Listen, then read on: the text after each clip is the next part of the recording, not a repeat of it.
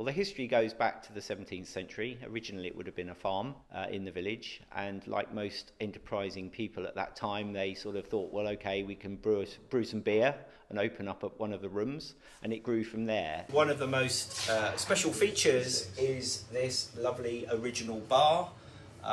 It doesn't have the traditional sort of splay with the taps on it. We've got a little hatch here, and if you come over here you can peep in through the door, and we've got a clever arrangement of taps hidden into the shelves there. They have this wonderful term, historic heroes for us, which they've called us. And I think it's just because it is, as Toby's already said, such a unique pub. There's very few pubs left with a bar such as this, and the feeling, you as soon as you walk in here, it's just the idyllic, cosy local that any person would want at the end of their street. So over the last sort of 30 years, we've had a succession of people coming in, trying to make a go of it, and then leaving. The Drew was finally shut and put up for sale by Stonegate in the autumn of 22.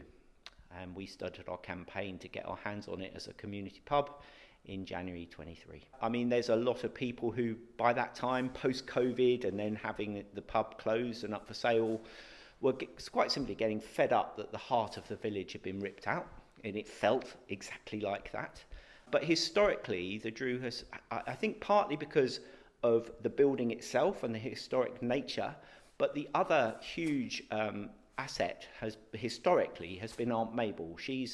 Was the eldest landlady in the country. She left the pub in 1994, aged 99.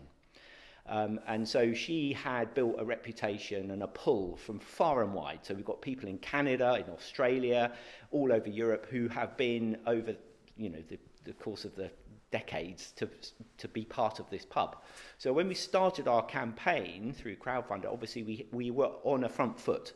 Not only because it's a really special building, but it had this historic connection with Aunt Mabel, and we had this really strong core community heart who are passionate about getting it open.